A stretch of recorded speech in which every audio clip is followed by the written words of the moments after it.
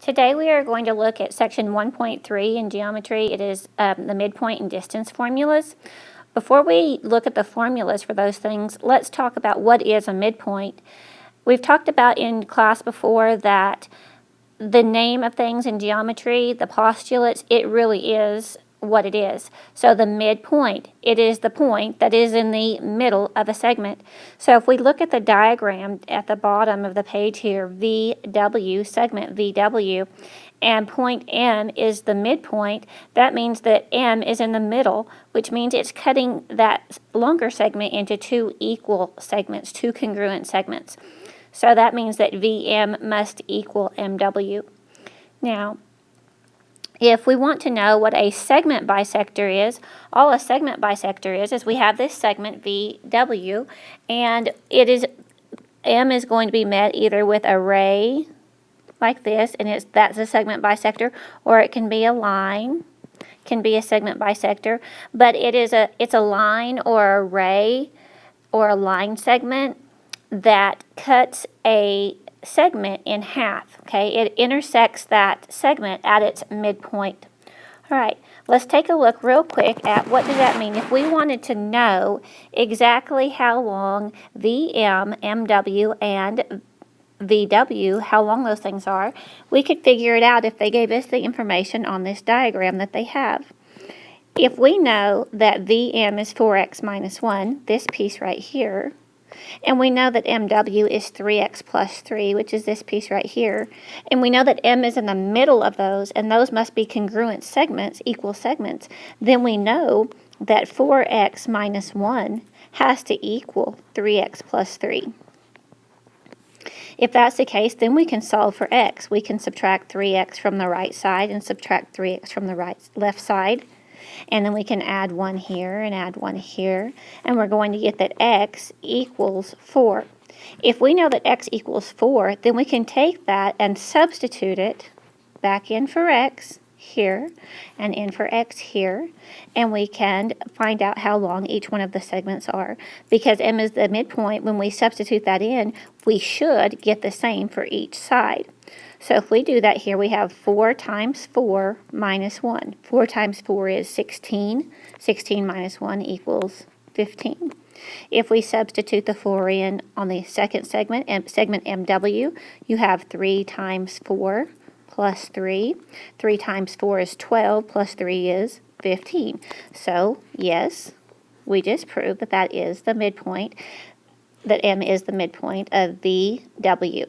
Okay, if we wanted to know how long VW is, then we could just say this is 15, this first segment is 15, the second segment is 15, and so the entire segment, VW, would have to be 30.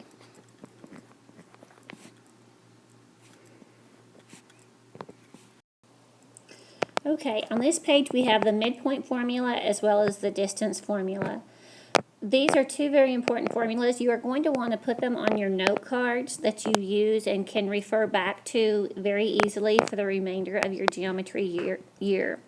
On the next page, we are going to apply those formulas. But right now, I would take a moment and write those two formulas down on your note cards. If you are given a line segment on a coordinate plane, it has two endpoints, and the endpoints are defined by ordered pairs. So if we want the point or the ordered pair that is in the middle of that segment, we are going to use the midpoint formula. We're going to look at the x values and find the middle of the x values, and then we will look at the y values and find the middle of the two y values. And then it will be written as an ordered pair. Okay, so the formula says that we're going to take the two x values and add them together and then divide them by 2. So the first x value is negative 1 plus the other x value is 3 divided by 2. Now we're going to do our y values, 2 plus the other y value is negative 2. We'll take that and divide that by 2. Negative 1 plus 3 is 2 divided by 2. That gives you 1. That's our x-coordinate. For the y-coordinate, we're going to do the same thing. 2 minus 2 gives you 0. Divided by 2 is 0.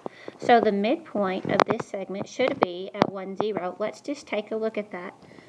1, 0 is right here. Yes, that looks reasonable. That is a reasonable solution, that the ordered pair 1, 0 is at the midpoint. It's in the middle of those two endpoints. Now let's look at the distance formula. The distance formula is the square root of x minus x, quantity squared, plus y minus y, quantity squared. All we do is substitute the values in.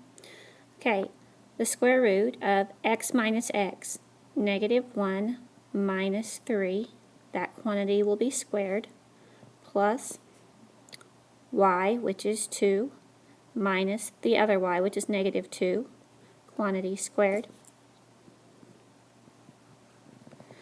So we have negative 1 minus 3, that's negative 4, quantity squared will give us 16, plus negative 2, 2 minus negative 2, that will turn positive, so that's 4, quantity squared is 16. So the distance of that line is the square root of 32.